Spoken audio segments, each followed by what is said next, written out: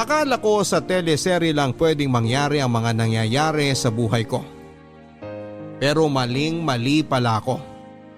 Ni sa panaginip ay hindi ko inakala na posible kong pagdaanan ng ganung uri ng sakit na halos dumurog sa aking pagkatao at magpaguho sa aking mundo. At kahit ilang taon na ang nagdaan ay sariwa pa rin ito sa aking alaala. Itago niyo na lamang po ako sa pangalang Alexa. 35 years old at tubong Carmen sa Davao del Norte. Pero 10 taon nang nakakalipas nang lumuwas ako dito sa Maynila. Ang totoo niya na hindi pa gaano nagtatagal simula ng kawilihan kong pakinggan ng inyong programa. Pero walang araw simula noon na hindi ako nangarap na makapagpadala sa inyo ng sulat upang ibahagi ang kwento ng buhay ko. Ngunit bago ang lahat ay humihingi ako ng pangunawa sa ating mga kabarangay para sa ilang bahagi ng aking storya na merong sensitibong tagpo. Papadudot, noong nasa Davao pa ako, nagtatrabaho ako bilang supervisor doon sa isang malaki at pribadong kumpanya. Yun ang first job ko simula nang makapagtapos ako sa kolehiyo bilang cum laude. Nang matanggap at makapasa ako sa naturang kumpanya, hindi na ako dumaan sa pagiging rank and file dahil for training na agad ako sa mataas na posisyon. Hindi na bago sa akin yon dahil noong nag-aaral pa lamang naman ako ay consistent awardee at palagi na akong top student ng klase namin. Bukod sa pagiging matalino ay may pagmamalaki ko rin ang taglay kong pisikal na kagandahan. Kaya naman malakas talagang kumpiyansa ko sa sarili ko simula pa noong college pa lamang ako. Madami na akong naging manliligaw, pero ni isa sa kanila ay wala akong sinagot dahil ayoko ng commitment. Mabilis kasi ako magsawa at aaminin kong hindi ko kailangan ng mga lalaking magsasabi sa akin ng dapat at hindi ko dapat na gawin. Nang magtrabaho naman ako ay puro fling at hook up lang ang naging relasyon ko sa iba't ibang lalaki. Kaya nga kilala din ako bilang playgirl ng aking mga barkada.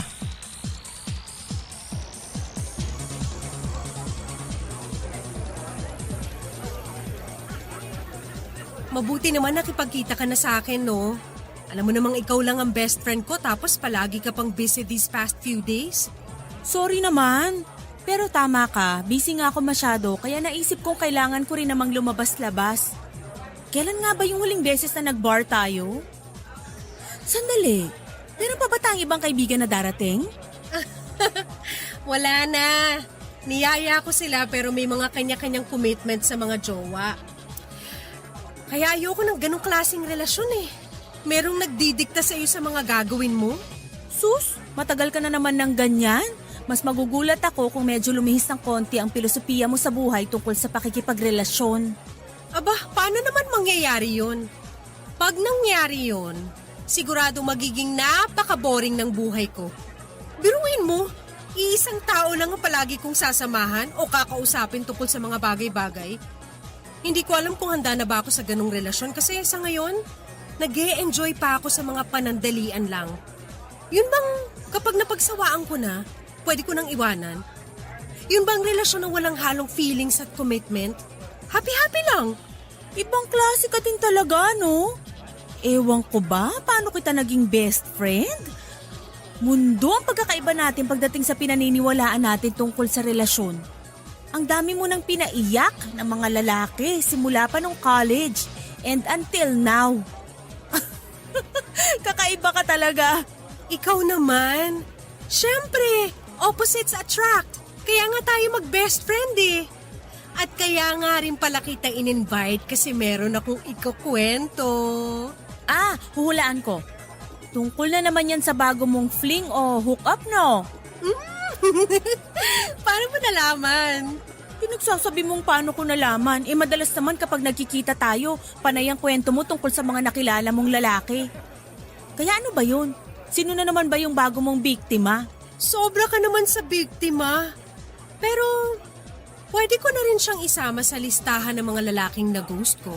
Ay, ikaw na te. O dali kwento na. nakilala ko tong guy na to sa social media 2 months ago. Ayos naman siyang kausap. In fact, nag-click naman kami kasi marami kaming similarities. Then, as usual sa boys, gusto agad dumamoves. Kaya medyo tinamad akong kausapin siya nang magpakita na siya ng ganong motibo. Until one day, medyo nakaramdam ako ng pagkapagot. Kaya naisip kong balikan yung last conversation namin. So, nagkausap uli kayo? Yes. At pumayag ako makipag-fling sa kanya. Pero virtual lang. Phone at online lang. Ganon. On and off yung naging relasyon namin. Kaso lately, mas nagiging demanding na siya. Hanggang sa nagsabi siya na gusto raw niya makipag-meet in person. Noong una, ayoko kasi wala akong oras para sa ganon. Pero ewan ko ba, napapayag din ako sa huli. Oh, tapos? Ina-schedule namin yung meetup namin. Kaso, nung dumating na ang araw na yon, guess what? Tinamad ka. Nawalan ka ng gana at interes. Correct! May iba na rin kasi akong kinakausap noon na mas interesting at ayaw din ng commitment. Kaya, automatic na dinisregard ko na yung lalaking gustong makipagkita sa akin. Binlock ko siya sa social media accounts ko at hindi sinipot sa meeting place namin.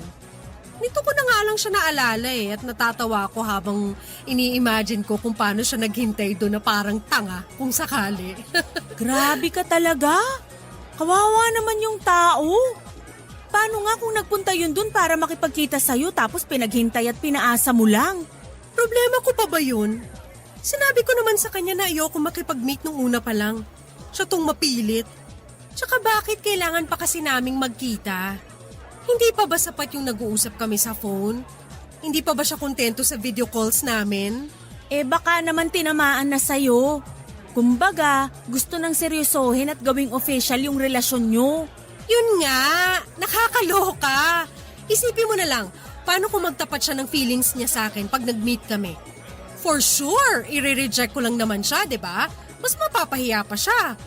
Kaya ayos na rin hindi ko siya pinuntahan. Tsaka malay ko ba kung may masama palang balak sa akin yung taong yun, no? Kaya siya pilit na nakikipagkita sa akin. Grabe siya oh. Pero kawawa pa rin yung tao. Sakaling ang malinis naman ang intensyon niya. Sana sinabi mo na lang na di ka matutuloy kesa hinayaan mo siyang maghintay doon. Sa tono mo, parang sigurado kang naghintay nga siya ng matagal, ah. Malay mo, hindi rin naman pala siya tumuloy. Ako pa pala ang plano niyang Indianin, naunahan ko lang siya. Nabanggit ko lang naman kasi nga di na bago yung senaryo na ganun, di ba? Yung bigla mo nalang iniiwan sa ere yung mga nakikilala mong lalaki kapag di ka na interesado. Well, wala tayong magagawa. Hindi ko kasi mapigilan ang sarili ko. Kapag ayoko na sa isang tao, ayoko na talaga. Tapos. Kaya nga hanggang ngayon wala ka rin nakakarelasyon dahil ikaw mismo hindi ka matino karelasyon. Alam mo, nagbabago ang nararamdaman ng tao. At hindi yun kasalanan. May mga tao na nafo-fall out of love dahil meron silang nakikilala na nagpabago sa nararamdaman nila. At normal yun. Pero hindi ka pa naman in love, di ba? Kaya parang hindi applicable na gawin mong example yan. Alam mo, kahit gaano ka pa katalino, kapag na-in-love ka na, mabobobo at mabobobo ka. At saka paano na lang kung dumating na pala yung taong mamahalin mo ng husto pero huli na pala ang lahat para sa inyo dahil dyan sa filosofiya mo pagdating sa pakikipagrelasyon. Masyado ka namang advance mag-isip. Pero if ever na mangyari nga yung sinasabi mo, napaka-imposible na ako, si Alexa, na kilalang matalino, maghahabol para lang sa isang lalaki? No way! Ako ang hinahabol. Never akong maghahabol sa kanila. Itaga mo yan sa bato. Ay, sabi mo eh. Masyado ka naman nag-aalala dyan. Mabuti pa, uminom na lang tayo. Treat ko, don't worry. Oh my gosh! Oh, bakit? Look! Si Julius the nerdy boy ba yun? Ha? Saan? Oo nga. Si Julius nga yun. Yung schoolmate natin ng college, right? Oo, siya nga. Bakit parang gulat na gulat ka? Wala lang. Hindi lang ako makapaniwala na makikita ko siya sa lugar na tulad nito kasi dati wala siyang alam puntahan kundi yung library natin sa school noon. Kaya nga siya binansagang nerdy boy eh. Nakakatawa. Ikaw naman, malay mo nagbago na siya. Tingnan mo, iba na rin ang pormahan niya. Oo nga. Dati ang baduy niya manamit eh. Bigla tuloy akong naging interesado sa kanya.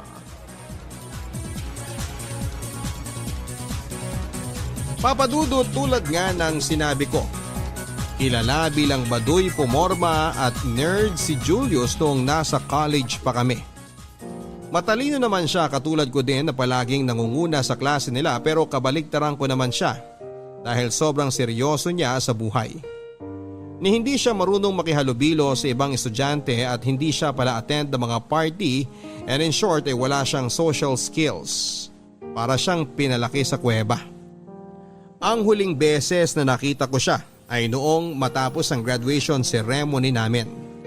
Wala na akong masyadong alam o narinig tungkol sa kanya simula noon dahil tulad ng palagi kong sinasabi. Hindi ako interesado sa mga boring na tao. Pero matapos ko nga siyang makita sa bar na pinuntahan namin ng best friend kong si Loris ay parang biglang nagbago ang dating pagtingin at pagkilala ko sa kanya. Aminado ako noon na nagkaroon ako ng interes kay Julius. Lalo na noong nagpunta muli ako sa parehong bar na pinuntahan namin ni Loris noong sumunod na linggo. At nakita ko siyang muli papadudot.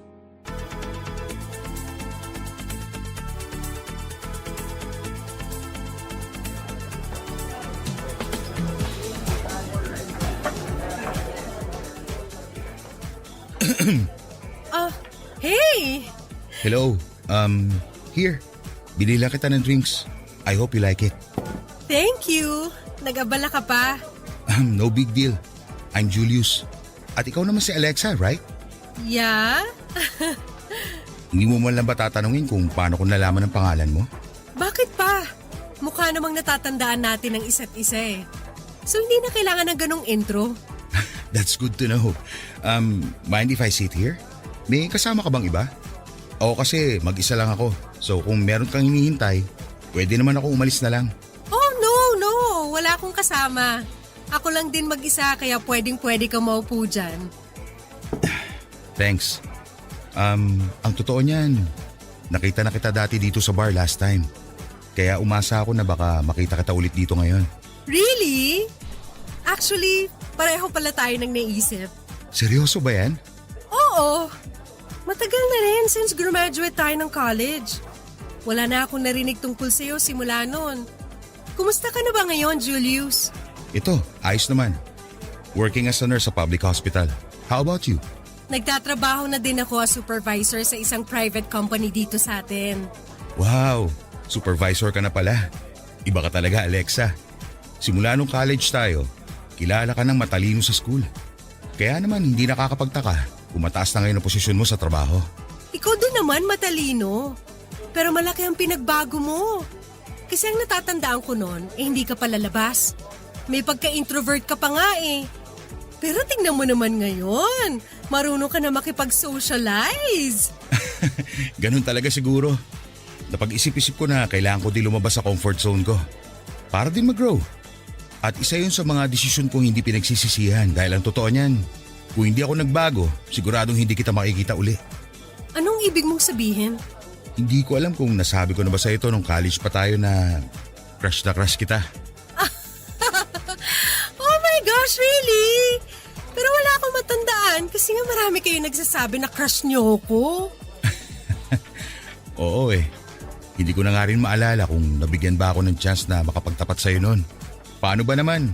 Ang haba palagi ng linya ng mga lalaking nanliligaw at nagpapapansin sa'yo. Samantalang isang hamak na nerdy boy lang ako noon. Kaya duda rin ako na mapansin mo. Uy, sobra ka naman. Hindi naman ako ganun kasamang tao para hindi ko mapansin ang effort mo. Pero nakaraan na yon. At ngayon nagkita tayo uli. Pakiramdam ko itinadhana talaga itong mangyari. Kaya nga sinabi ko talaga sa sarili ko na hindi na ulit ako maduduwag. Well, congratulations to you. So Alexa, pwede ba tayong maging magkaibigan? Wait, meron ka na bang boyfriend? No, wala akong boyfriend. And yes, pwede tayong maging magkaibigan. Ayos, nice.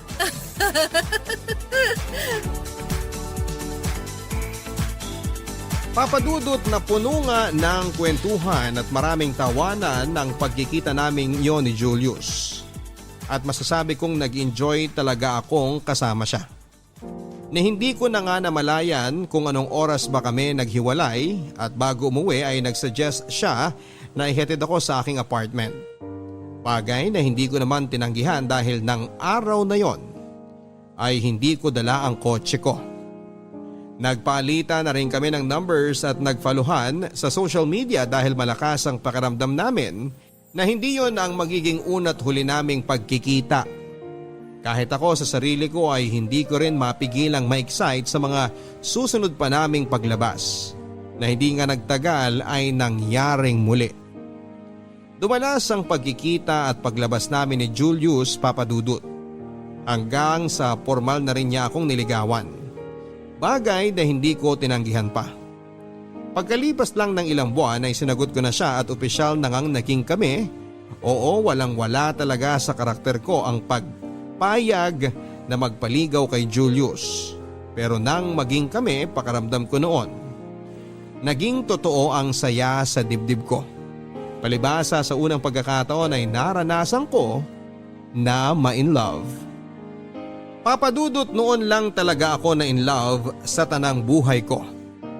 Bagong-bago sa akin ang pakiramdam kasi hindi ako sanay na nananatili sa isang pangmatagalan at seryosong relasyon. Pero nagbago ang lahat nang muli kaming magkita ni Julius. Kahit na nakukornihan ako sa sinasabi niyang yon na baka raw itinadhana ang pagkikita namin, pagkalipas ng mahabang panahon ay parang gusto ko na ring paniwala ang totoo nga ang sinasabi niyang tadhana. Mabuti na lang pala na sa parehong pahina kami ng aming buhay nang muli kaming pinagtagpo. Tumagal ng 2 buwan ang relasyon namin ni Julius bago ko nabanggit sa best friend kong si Loris ang tungkol doon. Tulad ng inaasahan ko ay hindi makapaniwala ang kaibigan ko na magiging kami ni Julius at lalong higit na mas tumibay ang aming relasyon. Siyempre hindi mawawala doon yung tuksuhin niya ako na kinain ko daw ang mga sinabi ko na kahit kailan ay hindi ako papasok sa isang relasyon kung saan ay kailangan kong mag-commit at higit sa lahat ay hindi ako mai-in love. Aminado naman ako, Papadudot, na kinain ko ngang talaga ang lahat ng paniniwala ko pagdating sa pag-ibig. Pero kung para naman kay Julius ay masasabi kong worth it ang mga bagay na binago ko sa sarili ko.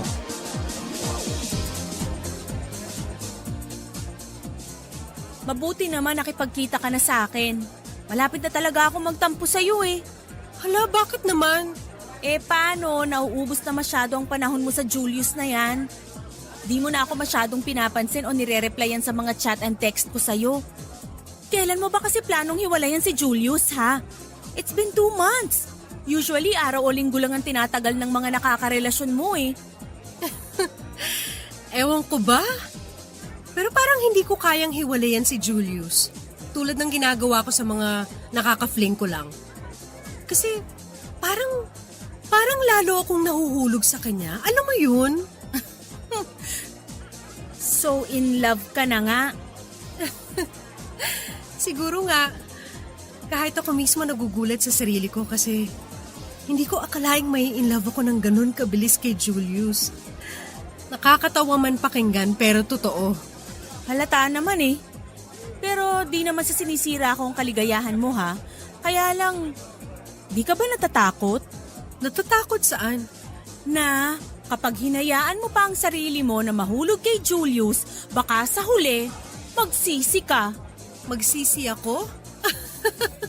Anong ibig mong sabihin? Lasing ka na yata eh. Sira. Pero seryoso, concerned lang naman ako sa'yo bilang best friend mo. Ayoko namang matulad ka sa akin, nakaka-break lang sa boyfriend ko dahil nag-cheat sa akin yung gago. Hindi naman siguro gagawin ni Julius sa akin yun, no? Kasi pareho namin gusto talaga ang isa't isa. Ayoko lang dumating yung punto na masyado kang mabulag sa sinasabi mong pag-ibig para kay Julius at di mo na makita ang totoo. Ikaw din, baka di mo kayanin yung sakit. Ikaw naman? Masyado ka namang nega dyan. Ako, iiwan ni Julius? Aba, imposible mangyari yun, no? Tsaka kilala ko si Julius. Hindi niya ako lolokohin. Isa pa, gaya nga ng sinabi ko kanina, ramdam ko yung sincerity niya nang ligawan niya ako. Oo, medyo hindi pa nga kami nagtatagal simula nung maging kami, pero sapat ng dahilan yon para masiguro ko sa'yo na safe ako kay Julius. At kung iniisip mo na baka ako naman ang magloko, huwag ka mag-alala dahil nagbago na ako simula nung makilala ko siya. Kahit na sinabi ko noon na nakakabagot magstay sa isang relasyon na tulad ng sa amin ni Julius, pues, isa lang din ang masasabi ko ngayon. Ang sarap pala sa feeling ng in love. Yung bang may isang tao na nakakaunawa sa'yo, na nandyan parati sa tabi mo para pagandahin at pagaanin yung bawat sandali. Lahat ng yun na kay Julius na at wala na akong hahanapin pa. Kung sa bagay, totoo naman ang mga sinabi mo. Ibang-iba si Julius sa mga lalaki na kilala ko. Malakas ang pakiramdam ko na siya na yung binigay para sa akin eh. Nakakatawa talaga dahil akala ko sa mga teleserye ko lang napapanood yung ganito na may pinagtagpo at itinadhana. Meron din pala sa tunay na buhay. At nangyari yun sa aming dalawa ni Julius. Alam kong tungkol dapat sa kaibigan kong si Loris ang dahilan kung bakit kami nagkita ng gabing yon, Papa Dudut. Pero hindi ko napigilang ibida ang sarili kong kaligayahan sa kanya ng mga sandaling yon. Alam ko na bilang kaibigan ay dapat ay kino-comfort ko ang kaibigan ko sa breakup nila ng manloloko niyang boyfriend, kaya lang ay hindi yon ang nangyari. Magpapaalam na lang kami sa isa't isa para umuwi pero hindi pa rin ako matigil-tigil sa pagkukwento ng mga bagay tungkol sa akin at sa amin ni Julius. Kung gaano ako kasaya at gaano kasarap sa pakiramdam na ma-in love sa unang pagkakataon. At kung ano-ano pang may kinalaman sa mga bagay na yon. Sa katunayan ay hindi ko na nga matandaan kung paano kami naghiwalay ni Loris ng gabing yon. Basta ang alam ko, abala akong katext si Julius. Pero masisisi niyo ba ako kung ganon yung nararamdaman ko ng panahon na yon? Palibasa, noon lang ako nagkaroon ng permanenteng relasyon, noon lang ako nagseryoso sa isang tao. Kahit kailan ay hindi sumagi sa isipan ko na posibleng masira ang matibay na pundasyon ng aming relasyon ni Julius, Papa Dudut. Na kahit kailan ay hindi niya ako pagtataksilan tulad ng ginawa ng boyfriend ni Loris sa kanya. Malaki ang tiwala ko na magtutuloy-tuloy ang aming masayang pagsasama ni Julius bilang magkasintahan. Kaya hindi na rin ako nagdalawang isip na ibigay at ipagkatiwala sa kanya ang sarili ko. Hanggang sa nagbunga nga ang aming pagmamahalan. Pero ni sa panaginip ay hindi ko naisip na isa palang bangungot para kay Julius ang aking pagbubuntis.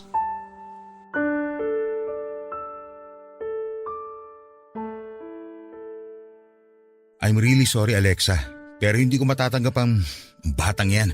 Anong sinabi mo? Sira na ba ang ulo mo?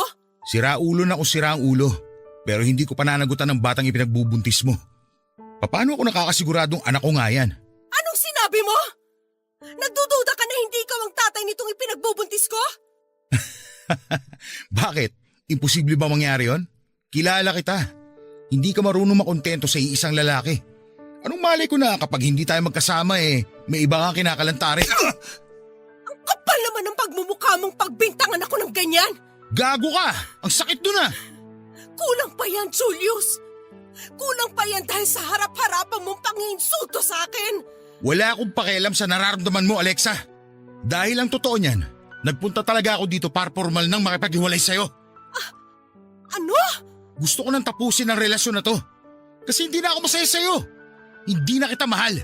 Ang tumatakbo lang sa isip ko ngayon ay ang makipaghiwalay sa'yo. Sandali!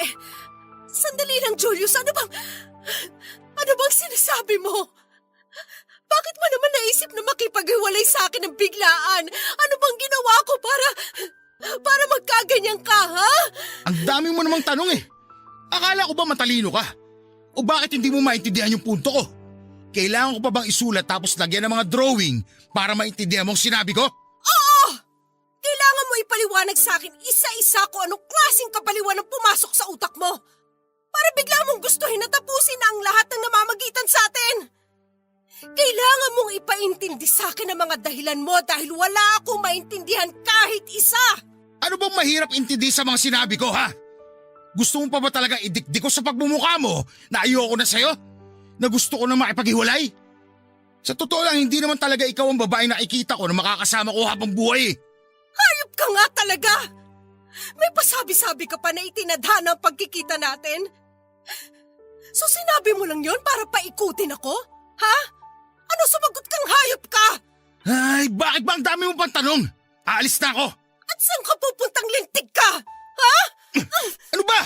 Bitiwan mo nga ako? Julius, ano ba? Sabihin mo nagbibiro ka lang. Hindi mo ako iiwan. Hindi ka makikipaghiwalay sa akin. Please, huwag mo namang gawin sa akin to. Mahal na mahal kita. Sinabi na nga hindi kita mahal eh. Tinatapos ko ng lahat ng meron sa atin. Pasalamat ka nga hindi tayo masyado nagtagal dahil kung sakali, lolokohin lang natin ang mga sarili natin. Kaya bitiwan mo na ako, ano ba? Bigyan mo naman ng kahihiyan ang sarili mo, Alexa! Hindi ka sabi pwedeng umalis ng basta-basta. Paano na lang ang anak natin, ha? Napakawalang hiya mo rin talaga, no? Nakuha mo ba akong buntisin tapos iiwanan mo lang din pala ako? Ang kapal mong lintik ka, napakasama mo! Hindi ka ba talaga nakakaintindi, ha? Di ba sabi ko ayoko sa batang yan? Kaya wala akong pakialam dyan, no? Sa anong malay ko? Mamaya pala hindi akin yan tapos gusto mo lang panagutan ko. Pwede ba, Alexa? Hindi ako tanga. Hayop ka talaga! Ang kapal na mukha mo! Ano ba? Buisit kang babae ka! Ano ba? Itigil mo yan!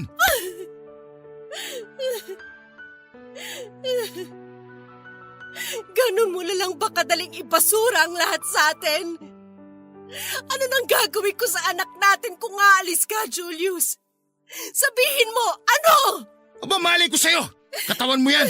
Ikaw ang magdedesisyon kung anong gusto mo gawin sa batang yan. Ipalaglag mo kaya para hindi mo na problemahin pa. Simpleng bagay pinapakomplikado mo.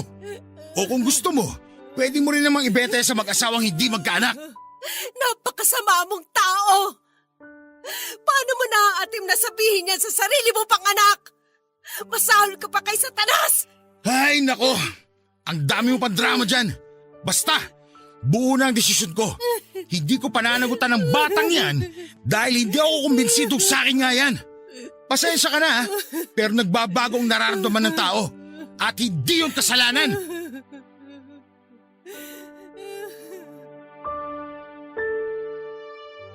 Hindi ako maniniwala nang basta na lamang nagising si Julio sa isang araw na hindi na niya ako mahal, Papa Dudut. Nawala na siyang nararamdaman sa akin na basta na lang siya nakapag-decide na gusto na niyang makipaghiwalay at iwanan akong mag-isa matapos kong sabihin sa kanyang ipinagbubuntis ko ang anak namin. Sa totoo lang, kaya kong palagpasin ang harap-harapan niyang pangiinsulto sa akin. Pero ang tanggapin na gano'n na lang niya kadaling itapon na parang basura ang aming relasyon ay kahit kailan ay hindi magiging madali, Papa Dudut. Nang sandaling yon, akala ko ako na ang magiging pinakamasayang babae sa balat ng lupa, pero daig ko pa ang binuhusan ng malamig na tubig dahilan para ako magising sa masalimuot na realidad. Hindi na akong mahal ng lalaking mahal ko. Doon ko biglang naalala ang minsan naming napag-usapan ng best friend kong si Loris tungkol sa posibilidad na saktan ako ni Julius. At ayoko mang isipin na baka merong ibang tao o babae na sangkot sa biglaan niyang panlalamig sa akin at planong pakikipaghiwalay.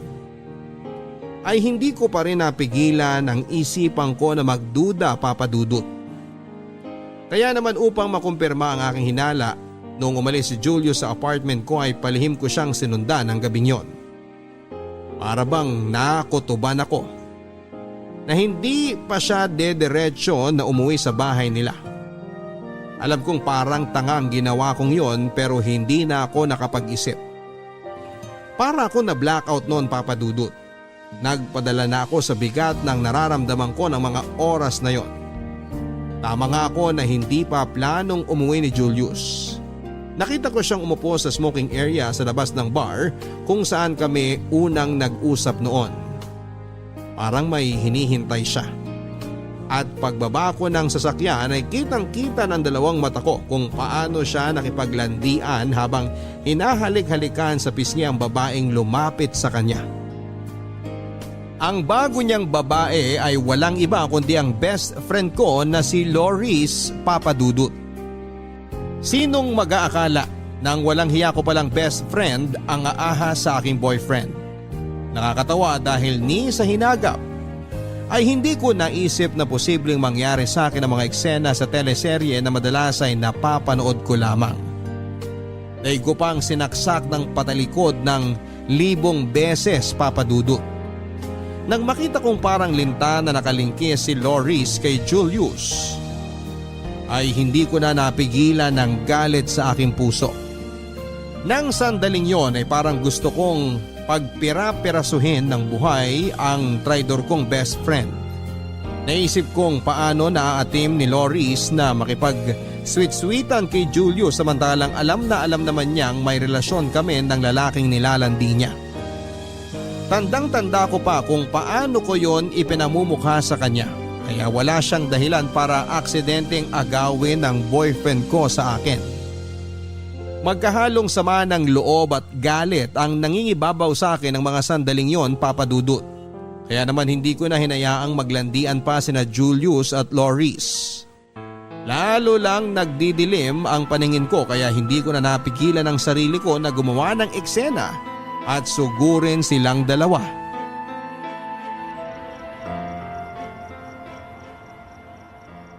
Ang kakapal na pagmumukha nyo! Ha? Rico! Hayop kang lalaki ka! Alexa, ano ba? Kulang pa yan sa pagtataksil mong walang yaka! Anong pagtataksil? Hoy! Para sabihin ko sa'yo, hiwalay na tayo! Kaya huwag mo akong pinagbibigtangan! Sira ulong to! Ang kapal na mukha mong sabihin sa akin ang tungkol sa bagay na yan? Ito ba? Ito bang walang kwentang babaeng to ang dahilan kung bakit bigla ka na lang nang lamig sa akin? Ha? Siya ba? Alexa, ano ba? Nakakahiya, pinagtitinginan tayo ng mga tao. At ako pa talaga ang dapat mahiya dito? Hindi ba? Sa ating tatlo, dapat kayo ang mahiya at hindi ako? Sandali. Traidor kang hayop ka! Ha? Aray! Ano ba, Alexa? Nasasaktan Ano ba? Tumigil na kayo! Leche ka, Alexa! Lumayo ka na! Nasisiraan ka na talaga ng ulo, Alexa! Kulang pa nga yung pananabunod ko eh. Dapat sa iyong ahas ka ay kinakalbo. Ang kati mo rin eh, no? Paano mo nagawang akitin si Julius, ha? Samantalang alam mo naman kami, di ba? O baka naman nagbibingi-bingihan ka lang nung nagkukwento ako sa iyo kung gaano kami kasaya at kaperpekto para sa isa't isa. Ano? Para sabihin ko sa'yo, una ko nagustuhan at minahal si Julius. Anong sabi mo? Siguro nga panahon na para malaman mo ang totoo, Alexa. College pa lang tayo, in love na ako kay Julius. Akala ko nung una mawawala din ang pakiramdam kong yon. Lilipas din. Pero nung muli kaming magkita, bigla na lang bumalik lahat ng nararamdaman ko para sa kanya na akala ko matagal nang patay. Kaya ba nang malaman mong naging kami ni Julius, inainggit ka? Nagkataon namang nagkalabuan kayo ng ex-boyfriend mo kaya mo nilandi ang boyfriend ko? Aba, magaling ka rin talagang ahas ka, no? Paano mo nagawang traidorin ng best friend mong hayop ka? Para sabihin ko sa'yo, unang naging akin si Julius. Tsaka noon pa man, wala ka nang pakialam sa kanya, di ba? Bigla ka na lang nagka-interes dahil hindi na siya katulad ng dati. Akala mo ba hindi ko alam na isang araw itatapon mo rin siya na parang basura kapag nagsawa ka na? At para sabihin ko sa'yo, matagal nang tapos ang pagkakaibigan natin. Hindi ko nga alam sa sarili ko kung bakit pa kita sinasamahan samantalang wala naman akong napapala sa'yo eh. Napaka makasarili mo, Alexa. Wala kang bukang bibig kundi kung gaano ka kagaling at katalino sa lahat ng bagay. Puro na lang ikaw, ikaw, ikaw. Paano naman ako? Si Julius na lang ang meron ako, hayop ka. Pati ba naman siya kinuha mo pa? Aba, kasalanan ko ba kung sa ating dalawa ay mas nakakalamang ako? Ako ang pinakamaganda, matalino at sikat sa mga lalaki. At ikaw, palaging huli. Hindi magaling sa mga bagay-bagay at higit sa lahat, pangit! Nakakaawa ka, Loris. Nakakaawa ka. Kahit anong sabihin mo, ikaw pa rin ang iniwan sa atin. Ikaw ang mas kawawa. Dahil ahas ka! Mga agaw! Traidor! Malandi! Higad! Pwede ba Alexa tumigil ka na? Walang inagaw si Loris sa'yo. Ako ang kusang pumili sa kanya dahil noon pa man siya na gusto ko at hindi ikaw. Anong sinabi mong demonyo ka? Gawa-gawa ko lang naman kung ano mga sinabi ko sa'yo nung magkita tayo eh. Na mahal kita, gusto kita at itinadhana ang pagkikita natin. Ang totoo niyan, diring-diri ako sa'yo at ayoko mapalapit sa'yo, Alexa. Pero lahat ng yun, tiniis ko para sa kuya ko. Kuya mo? Natatandaan mo ba yung lalaking nakilala mo noon sa social media? Yung nakafling mo? Kuya ko yon, Alexa. Nag-iisang kapatid. Pero salamat sa'yo dahil patay na siya ngayon. Simula nung paasahin mo siya at hindi si puti sa lugar na pinagkasunduan nyo, nasaktan siya ng husto. Simula nung maglaho ka na lang na parang bula sa buhay niya, matapos ang lahat-lahat, nawala na siya ng gana magpatuloy pa. Isang araw, nagsimula na siyang hindi kumain. Nasundan pa yun ng nasundan hanggang sa tuluyan na siya ng hina. Nagkaroon din siya ng iba pang sakit na dahilan para bumigay ang puso niya. Alexa, namatay ang kuya ko dahil sa'yo. Kasalanan mo kung bakit nawalan ako ng kapatid. Kaya masahol ka pa sa demonyo. Kaya ba pinlano mong mapalapit sa akin? Para ipaghiganti ang kuya mo? Salamat na lang kay Loris dahil nalaman ko na ikaw ang walang yang babaeng hindi sumipot sa pagkikita niyo ng kuya noon. At hayop ka din, no? Ibinida mo pa talaga ang ginawa mo. Tao ka pa ba? Kaya simula nun, para makapaghiganti ako, sinubukan kitang paikutin. At mukhang nag-work naman dahil in love ka na sa akin. Nagtagumpay ako sa plano ko. Nasaktan ka. Naiwan ka na lang din basta-basta katulad ng ginawa mo nun sa kuya ko. Napaasahin kami forever tayo pero umasa ka lang sa wala kasi suka-suka talaga ako sa'yo. Hindi kita minahal. Hindi kita mamahalin kahit kailan. Si Loris lang ang mahal ko. Siya ang gusto kong makasama at hindi ang katulad mong kampo ni Satanas. Walang niya ka! Ikaw ang demonyo sa ating dalawa! Niloko mo ko! Pinaglaruan, pinaasa! Masahol ka pa sa hayop!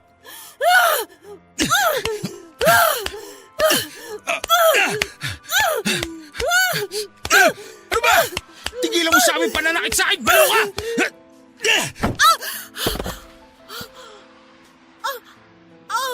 Aray!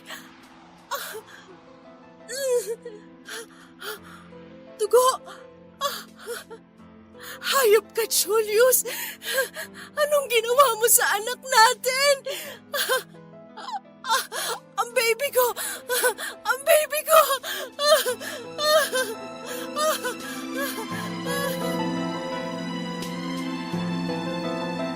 Matapos akong itulak ni Julius, nakita ko na lang na ang dami ng dugo sa hita ko. Doon ako nakaramdam ng pagkataranta at labis na takot. Hindi para sa sarili kong kaligtasan kundi sa buhay ng 2 linggo ko pa lamang na baby. Tandang-tanda ko pa kung paano nagkaroon ng komosyon sa naturang bar kung saan kami gumawa ng eksena. At bago ako tuluyang mawala ng ulirat, ang huli kong natatandaan ay ang paparating na ambulansya. Nang magbalik ang malay tao ko ay nasa ospital na ako, Papa Dudut. Pero doon ko na rin nalaman ang masamang balita. Wala na ang baby ko. Patay na siya. Nang sandaling yon ay hindi ko na napigilang humagulhol. Gusto kong magwala dahil sa labis na sakit at kabiguan na naramdaman ko sa aking dibdib. Pero hinang-hina ako ng mga oras na yon. Ang kaawa-awa kong anak na wala na lang siya nang hindi man lang nasisilayan ng mundo. At ang mas lalo pang naging malaking dago ay ang katotohanan na ang may kagagawan kung bakit wala na siya ay ang sarili pa niyang ama, si Julius. Tumagal ako ng 1 buwan sa ospital dahil hindi kaagad nanumbalik ang lakas ko. Parang gusto ko na rin kasing mawala na lamang at sundan ang anak ko sa kabilang buhay. Mabuti na lamang dahil inalalayan ako ng aking pamilya. Dahil doon kahit papaano ay mas pinili ko pa rin mabuhay. Mag-isa lang ako ng araw na ma-discharge na ako sa ospital. Palibasa hindi rin naman ako sanay na nakadepende sa ibang tao. Maging malapit ko man silang pamilya o kaibigan. Ang sabi ko sa mami ko ay hintay na lang ako sa bahay dahil kaya ko naman ang sarili ko. Nakisuyo na rin ako kay mami na dalhin ang sasakyan ko sa ospital at ipark sa basement parking at babayaran ko na lang ang parking fee kung magkano man ang aabutin paglabas ko. 1 araw bago ako ma-discharge. Iniwan sa akin ni mami ang susi ng sasakyan ko. Nang araw na pwede na akong umuwi nang makarating na ako sa parking lot ng ospital. Sakto namang nakita kong papalabas ng kanilang kotse ang traidor kong best friend at ang manloloko kong ex-boyfriend. Papadudot muling nanumbalik ang matinding galit at poot sa aking dibdib. Lalo pa nga itong nagatungan nang makita kong hinihimas ni Loris ang kanyang tiyan na halatang medyo lumalaki na habang maingat naman siyang inaalalayan ni Julius. Dahilan para mas lalo ko silang kamuhian.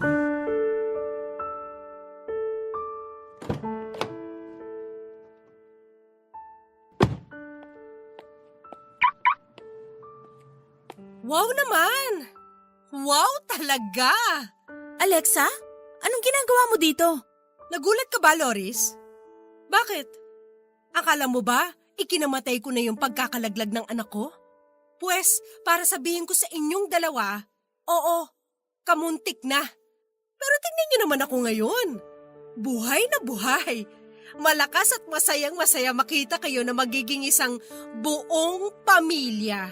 Pwede ba Alexa? Ayaw namin ng gulo. Nagpunta lang kami dito para ipacheck up ang magiging baby namin. Please lang, huwag kang gumawa ng eksena na ikapapahamak na magiging anak namin. Wow! Na-touch naman ako. Paano naman yung anak natin, ha, Julius? Nakakatuwa naman makita na concern ka para sa magiging baby niyo ni Loris samantalang ikaw ang dahilan kung bakit nalaglag ang anak ko. Ang sama mo! Paano mo naaatim na umastang mabuting ama dyan sa anak niyo ni Loris samantalang kagagawan mo kung bakit hindi ko na makikita kahit kailan ang anak ko? Pwede ba? Aksidente nangyari. Ikaw naman kasi. Masyado ka ding violente ng mga panahong yun. Alam mo namang buntis ka pero sugod ka pa rin ng sugod. Tapos kung umarte ka dyan akala mo ikaw lang ang nasaktan.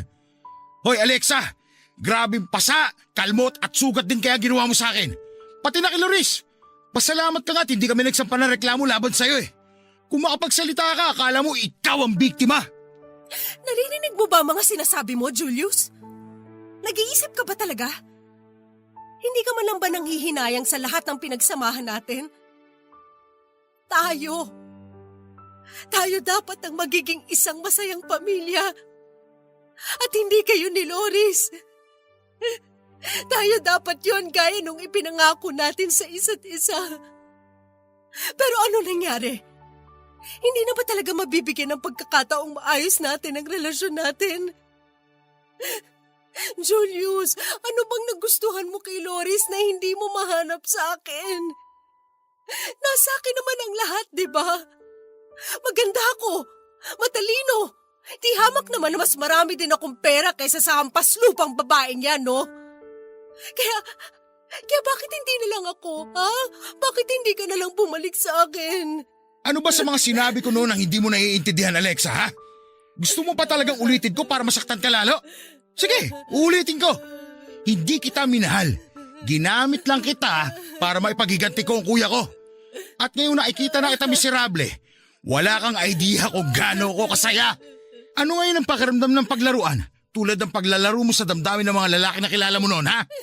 Ano ngayon ang pakiramdam na magmukhang tanga at kawawa matapos iwanan ng taong mahal mo? Deserve mo lahat ng pinagdadaanan mo ngayon. Kung tutusin nga, kulang pa yan eh. Huwag mo na kaming guluhin. Magkalimutan na lang tayo at isipin na lang natin na parang walang nangyari. Wala ka na rin naman kasing magagawa kahit ipilit mo pa. Lumuha ka man ng dugo, hindi na mabubuhay pa ang anak mo. Kailangan mo na talagang tanggapin na hindi ka na magkakaroon ng anak pa kay Julius dahil siya nang magiging tatay ng anak ko. At nagmamahalan kami ng totoo. Mag-move on ka na lang katulad ng pag-move on mo nun sa mga lalaking nakilala mo. Sigurado naman akong sisiw lang sa iyong bagay na yon, di ba? Napakasama niyong dalawa. Mga demonyo kayo. Kahit na ano pang sabihin mo, di na magbabago ang totoo. Isipin mo na lang na karma mo to sa lahat ng masasama mong ginawa nun. Nagkataon nga lang na hindi ka lang isang beses na karma, dumoble pa. At dapat lang talaga na pagbayaran mo lahat ng mga kasalanan mo, no? Kaya wag ka nang mag-inarte dyan. Di ka nakakaawa, nakakadiri ka. Mahal, tara na. Baka mahuli pa tayo sa schedule ng OB natin. Okay, mahal. Halika na.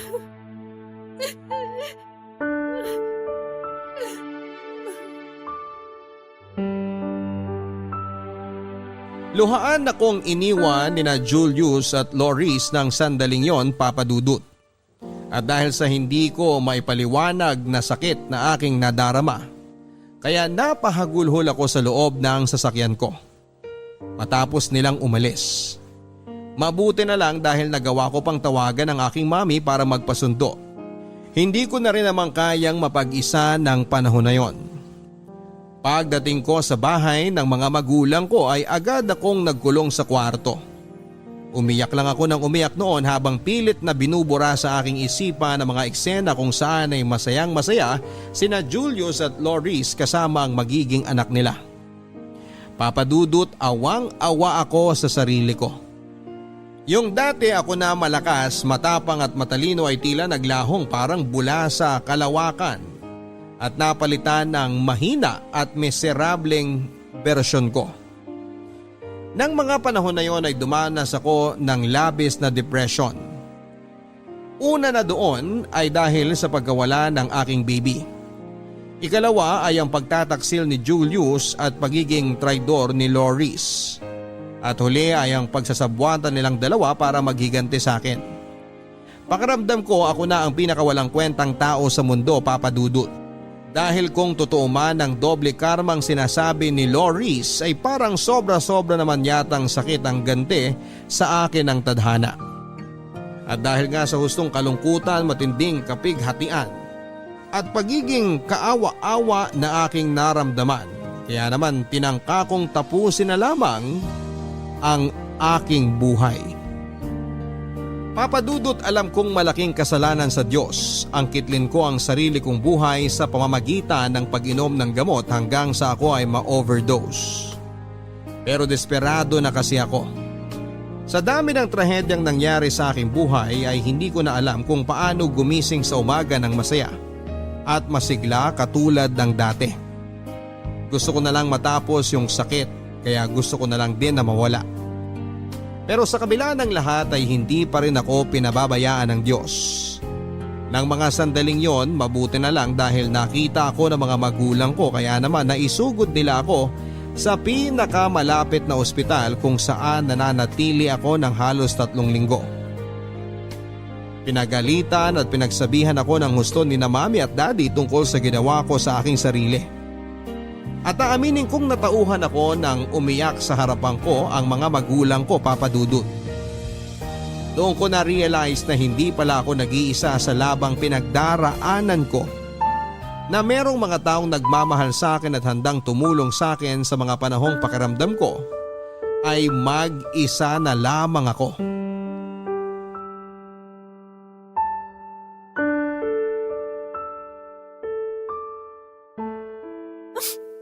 Anak, kung nabubuhay ka lang ngayon, sana palagi kitang nayayakap kapag ganitong malungkot ako.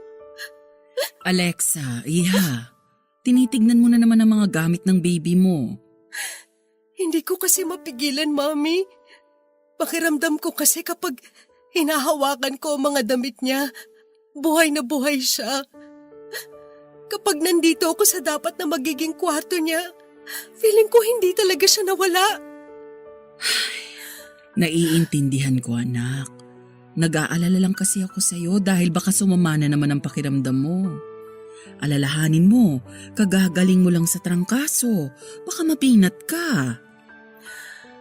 Ay, alam ko naman po yun, kaso hindi ko po talaga mapigilan ang sarili kong pumunta dito sa kwarto niya. Okay, pero maya-maya ay kailangan mo na rin magpahinga, ha? Huwag nang matigas ang ulo mo. Si Mami talaga. Kung umasta, para namang baby pa ako. Malaki na kaya ako. Tignan niyo, may apo na nga kayo dapat sa akin eh. Alexa, anak. Alam kong sobrang sakit pa rin sa'yo nang nangyari, lalo na para sa una mong baby. At maniwala ka dahil nasaktan din kami ng husto ng daddy mo. Alam mo ba, nung nalaman nga namin na magkakaapo na kami, napatalon pa sa tuwa ang daddy mo. Talaga po, Mami? Oo. Tapos, ibinida na niya sa mga katrabaho niya na magiging soon-to-be lolo na siya. Kaya nga nung mawala yung baby mo, naapektuhan din siya. Kami. Pero anak, noong ikaw naman ang kamuntik nang mawala sa amin ng daddy mo, halos gumuho ang mundo namin. Alexa, alam namin na masakit at masalimuot ang mga pinagdadaanan mo. Pero nandito lang naman kami ng mga magulang mo para samahan ka eh. Kapag nararamdaman mo na parang gusto mo nang ulit sumuko, katukin mo lang kami sa kwarto. Makipagkwentuhan ka sa amin. Huwag na huwag kang mahihiya.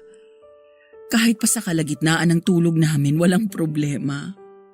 Kung malungkot ka o gusto mong may mapagsabihan ng problema mo, pwedeng-pwede mo kaming iyakan gaya nung bata ka pa sa tuwing may umaaway sa'yo. Nandito kami lagi para sa'yo, anak. Alam ko naman po yun, Mami eh. Kaya nga nagpapasalamat ako sa inyo ni Daddy dahil nasa tabi ko kayo. Kung wala kayo, baka wala na rin po ako. Mahal na mahal ka namin ng daddy mo. At hindi magbabago yun. Tandaan mo yan, anak. Kahit na pinalaki ka naming matapang, matalino at independent, palagi pa din kaming nandito ng daddy mo para sa'yo. Hanggat buhay kami, huwag kang magdadalawang isip na lumapit sa amin. Maraming salamat po sa lahat ng mga sinabi niyo sa akin, Mami. Ang totoo niyan, hindi ko po talaga alam ang gagawin sakaling wala kayo ni Daddy sa tabi ko. Hindi ko alam kung paano magpapatuloy at kung paano haharapin ang buhay. Maraming salamat po dahil hindi rin kayo nawala kahit na pakiramdam ko mag-isa na lang ako. Aba, syempre naman no. Gusto pa namin ng daddy mo na makita at makasama ang mga magiging apo namin sa'yo pagdating ng araw. Sa ngayon, mananatiling ikaw pa din ang baby namin. Puro ka talaga biro, Mami. Sinabing malaki na ako eh, hindi na ako bata. Basta kahit magkauban ka na, baby pa rin kita.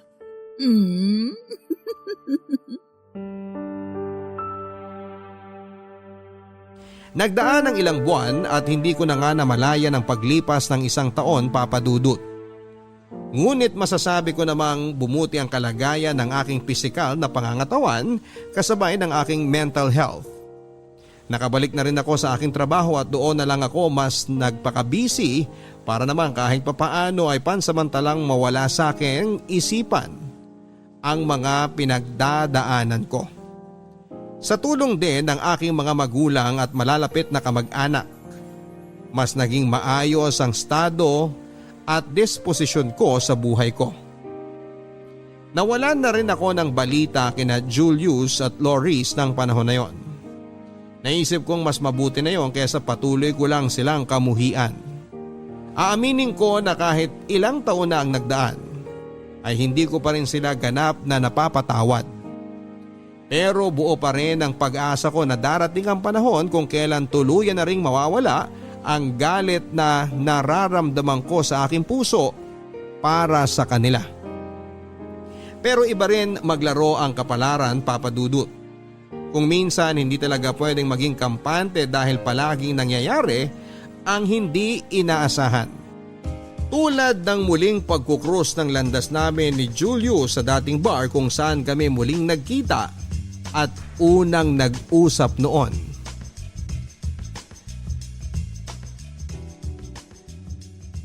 Alexa, Di ba diring-diri ka sa akin? O bakit lumalapit ka sa akin ngayon? gusto lang kitang makausap. Alam mo, gusto kong matawa. Pero para saan pa? Natatandaan mo pa ba na sa lugar na to tayo nagkita ulit pagkatapos nating graduate? Tapos pagkalipas ng 1 taon, nandito na naman tayong dalawa. Yung totoo, Julius, parte ba to ng may sa demonyo mong plano? At saka, nasaan ang traitor kong kaibigan? Baka naman mamaya bigla siyang lumitaw sa kung saan para sugurin ako o saktan, ha? Ngayon palang binabalaan ko na kayo. Ipapupulis ko kayo talaga. Alexa, please. Huwag ka mag-alala. Wala dito si Loris. Hindi ko siya kasama. Actually, matagal na kaming hindi nagsasama. At gusto mong paniwalaan ko mga sinabi mo? Pwede ba? Kayo pang dalawa ni Loris hindi magkasama? Pareho kayo mga tanga? Totoong sinabi ko. Hiwalay na kami. Halos 6 na buwan na rin. Wow naman! Bago sa pandinig ko yun, ha? Samantalang nung una, halos kambal tuko kayong di mapaghiwalay. Tapos ngayon bigla mo na lang ibabalita sa akin ang tungkol sa bagay na yan? Bakit ano bang inaasahan mong marinig mula sa akin? Pues kung gusto mong malaman kung masaya ba ako dahil mukhang wala din kayong forever, sige, aaminin ko, masayang masaya ako. Sa sobrang saya ko, parang gusto kong ilibre ang lahat ng taong nasa bar na to. I'm really sorry sa mga kasalanang nagawa ko sa iyo noon at sa anak natin. Pwede ba? Kung kailan naman hindi ko na kailangan ng paghingi mo ng tawad, tsaka mo naman sasabihin yan? Ano ba to, lokohan? Pwede ba, Julius? Umalis ka na lang. Ayaw kitang kausap. Please, makinig ka muna sa akin oh. Nagsisisi ako sa mga kasalanang ginawa ko sa iyo noon. Na-realize ko na maling-mali na sinaktan kita at pati na din ang baby natin. Siguro nga pinarusahan din kami ni Loris dahil sa mga hindi magandang ginawa namin sa'yo. Anong ibig mong sabihin? Masyadong biglaan ang mga pangyayari. Akala namin okay yung baby pero nagkaroon ng komplikasyon hanggang sa ipanganak siyang premature ni Loris. Ni hindi nga inabot ang 1 buong araw yung anak namin at kaagad din binawian ng buhay. Ang sakit-sakit palang mawala ng anak habang buhat-buhat mo to. Pagkatapos mawala ng anak namin, nagsimula na rin maging kakaibang asal ni Loris. Bakit ano nangyari? Naging baliw na siya, Alexa. Naging siraulo. Hindi na siya yung babae na gustuhan ko. Minsan nakikita ko na lang siya nakatulala at nakatingin sa malayo. O kaya nagsasalita ng mag-isa na akala mo may kausap. Naabutan ko pa nga siya na kinakantahan yung manika sa bahay na binili namin para sana sa magiging baby namin. Alexa, pinipilit niyang yun daw ang anak namin. Ano ba naman yun? Kung hindi ba naman siya isa't kalahating baliw, hindi ba? Ikumpara ba naman yung anak namin doon sa manika? Kaya yun, para matigil na siya sa kabaliwan niya, ipina-admit ko siya sa isang mental institution. Doon siya nararapat, kasama yung mga kapwa niyang sintu-sinto. Ano? Nagawa mo yun sa nanay ng anak mo? Tao ka pa ba? Bakit? Para naman sa kanya yung ginawa kong yun ah. At least hindi siya nag-iisa sa kabaliwan niya.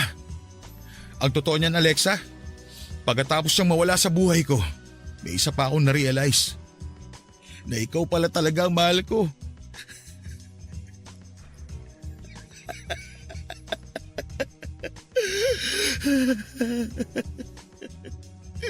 Kaya nga hinanap kita kaagad eh. Alam mo, ilang buwan na rin akong pabalik-balik sa lugar na to habang umaasa na matsyempohan ka para makausap. Julius, ikaw yata ang baliw sa inyo ni Loris eh. Ako? Baliw? Siguro nga. Pero mas lalo lang ako mababaliw kung hindi ko maipapaalam sa'yo ang nararamdaman ko. Magbalikan na tayo, Alexa. Ano? Magsama na tayo ulit. Tutal, wala na rin naman si Loris. Ibig sabihin, wala na magiging sagabal sa atin. Alam kong may nararamdaman ka pa sa akin. Mahal mo pa rin ako, hindi ba? Kahit na lumipas na ang mahabang panahon, nakakasiguro akong hindi mawawala yung pagmamahal mo sa akin. Kaya ano pang hinihintay mo, Alexa? Tuparin na natin yung naudlot nating pangarap. Tumigil ka, Julius! Ang kapal naman ng pagmumukha mong sabihin sa akin ng mga bagay na yan. Alam mo kung anong nararamdaman ko para sa'yo ngayon? Pandidiri, galit at matinding puot. Napakamakasarili mong tao. Wala kang kasing sama. Paano mo naatim na sabihin sa akin ng mga yan, ha? Alexa, hindi ka ba nakikinig sa akin? Alin ba sa mga sinabi ko hindi mo maintindihan? Mahal kita! Hindi na kita mahal. Sukang-suka ako sa'yo. Alexa! Huwag mo akong hawakan kundi ipapupulis kita. Sandali, wag mo akong talikuran. Kinakausap pa kita eh! Papadudot yun ang huling pagkikita namin ni Julius dahil nang sumunod na araw ay may nakarating sa aking balita na nasangkot daw ito sa paggamit ng ipinagbabawal na gamot. Dahilan para ito mahuli at makulong. Kaya naman pala nang muli ko siyang makita noon sa bar ay malaki ang ipinayat niya. Bukod doon ay tila naapektuhan na rin ang droga ang kanyang pag-iisip at pagsasalita. Samantalang si Loris naman ay halos ilang buwan na ring naka-admit sa isang mental institution ay biglang hindi na lang nagising isang araw. Ang sabi ng doktor ay inatake daw siya sa puso habang natutulog. Muling nanumbalik ang sakit at lungkot sa kalooban ko dahil sa biglang pangyayari. Nasangkot ang mga taong naging bahagi ng buhay ko, mabuti man o masama. Muling naapektuhan ang aking mental health kaya naman minabuti ng mga magulang ko na umalis kami sa Davao. Noon din ay lumuwas nga kami pa Maynila. Simula noon ay wala na akong narinig tungkol kay Julius. Mas pinili ko na lang din na kalimutan siya, Papadudut. At nangako ako sa sarili ko na mas magiging matatag sa panibagong buhay ko. Sa tulong ng Diyos at ng mga taong totoong nagmamahal sa akin, muli akong nakabangon, Papadudut.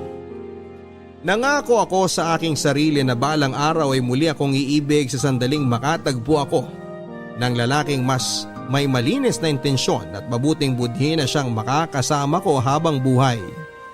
At mulit muli ay hindi naman ako binigo ng Diyos nang ibigay niya sa akin si Roger. Sa ngayon ay meron na kaming isang anak na lalaki at kasalukuyan ko namang ipinagbubuntis ang aming baby girl. Kahit na maraming pagsubok ang buhay, hindi ko kahit kailan naramdamang mag-isa kong hinaharap yon, Papadudut. Dahil hindi lang ang mga magulang ko ang akin naging sandalan, meron na rin ako ngayong mabuting asawa at mga anak. Sa huli ay natutunan ko na yung mga mahalagang bagay sa buhay tulad ng pag-ibig, kaligayahan at kapayapaan ay hindi basta-basta dumarating.